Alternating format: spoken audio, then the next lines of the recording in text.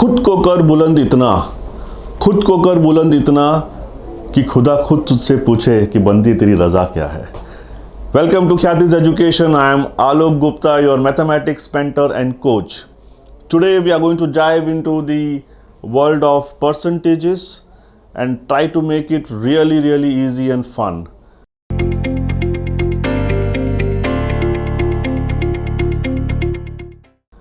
Percentages, actually I do not know why students normally do not try to relate to percentages, and they take a lot of time in calculating things. So let us try to understand this concept and try to solve the sums in a faster manner. So I'll just tell you a concept. For example, if I say I had a profit of 25%, means what? Means if I had, my cost is 100, I make a profit of 25 and I sell it at 125. Is it simple or not? Correct? And if somebody now tells you that I sold it at 500 rupees. I got a 25% profit and I sold it at 500 rupees. So what was the cost price? तो यहाँ पर आपको क्या दिया हुआ है? आपको profit percentage दिया हुआ है 25% और आपको सेलिंग प्राइस दिया हुआ है 500. Right? How to solve this type of problems? So what I would say is, अगर मेरा कॉस्ट 100 हुआ होता तो मेरे को 25 का प्रॉफिट मिला होता और मैं 125 में बेच दिया होता. बरोबर है? Now this 500 actually is representing how much? In this case, the value of 125. Yes or not?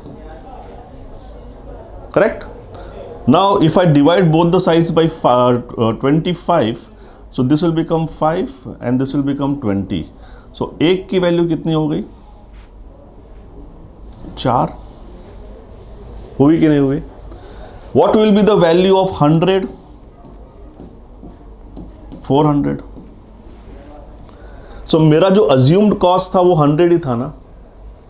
So ये कॉस्ट कितना हो जाएगा? 400. अगर 400 पे मेरे को 25% का प्रॉफिट मिला तो मेरे को 100 का प्रॉफिट मिला और मेरा सेलिंग प्राइस 500 हो गया.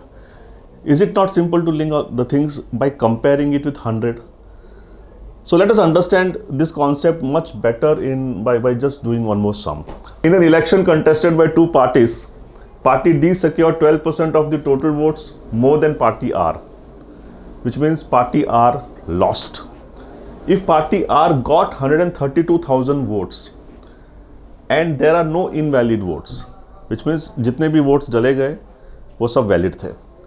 By how many votes did it lose the election?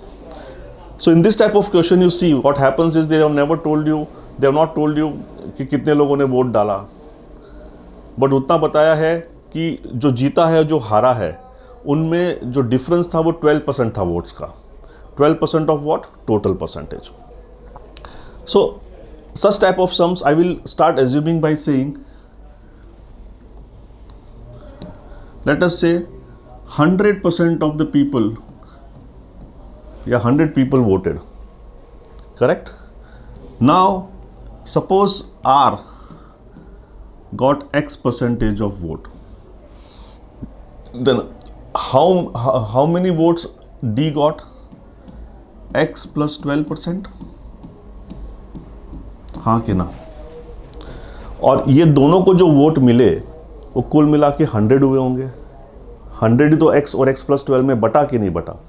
तो मतलब X plus 12 should be 100, which means 2X should be 88, which means X should be 44. इसका मतलब ये हुआ कि R को 44% वोट्स मिले और D को 56% वोट्स मिले. तभी तो इनका डिफरेंस 12% है ना, और वो 12% से जीत गया.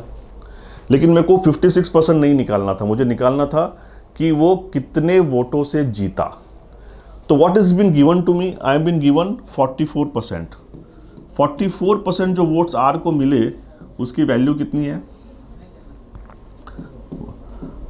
132,000, राइट। तो 1% की वैल्यू कितनी होगी, 132 को मैं 44 से डिवाइड करूंगा तो 3 आता है, 3000, राइट। सो 12% की वैल्यू कितनी होगी, 36,000। I will just multiply this by 12 and this by 12, which means ये जो डिफरेंस है 12% का, उसकी वैल्यू कितनी है, 36,000। और हमको वही पूछा है कि by how many votes did it lose the election, तो it are lost the election by how many, 36,000 votes. This is the answer.